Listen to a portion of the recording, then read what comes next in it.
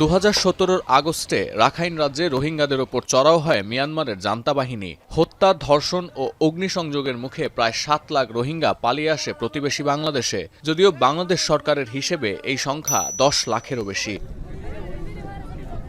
এই নৃশংসতাকে গণহত্যা আখ্যা দিয়ে 2019 সালে জাতিসংঘের আন্তর্জাতিক বিচার আদালত আইসিজেতে মামলা করে আফ্রিকার মুসলিম সংখ্যাগরিষ্ঠ দেশ গাম্বিয়া। 2023 নভেম্বরে একটি যৌথ ঘোষণাপত্রের মাধ্যমে এই মামলায় আনুষ্ঠানিকভাবে গাম্বিয়ার পক্ষে দাঁড়ায় কানাডা, যুক্তরাজ্য, ডেনমার্ক, জার্মানি, ফ্রান্স ও নেদারল্যান্ডস।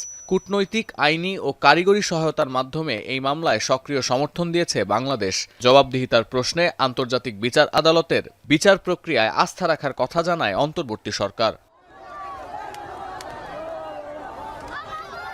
মামলা দায়েরের পর জাতিসংঘের স্বাধীন তদন্ত কমিটি তাদের প্রতিবেদনে জানায়, বেসামরিক স্থাপনায় আগুন দিয়ে বোমা ফেলে বহু মানুষ ও সশস্ত্র যোদ্ধাকে আটক করে গণহত্যা চালিয়েছে জান্তা। ওই বছর প্রাথমিক শুনানিতে গাম্বিয়ার দায়ের করা গণহত্যা মামলাকে অসম্পূর্ণ এবং বিভ্রান্তিকর বলে উল্লেখ করেন তৎকালীন রাষ্ট্রপ্রধান অং সান সুচি।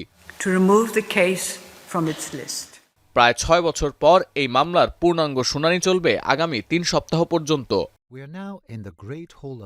মামলার তদন্তকারী দল UN independent investigative mechanism for মিয়ানমারের প্রধান বার্তা সংস্থা রয়টার্সকে এ তথ্য নিশ্চিত করেছেন। আরও জানানো হয়েছে, গণহত্যা কিভাবে প্রমাণ করা যায়, কিভাবে মানবাধিকার লঙ্ঘনের প্রতিকার করা যায় তার গুরুত্বপূর্ণ নজির স্থাপন করবে এই মামলা।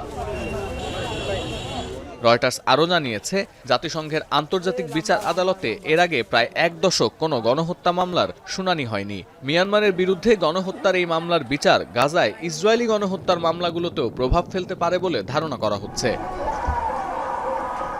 সতীর্থ কর্মকার, এখন বিশ্ব। সানবিট সব দিবে সামাল।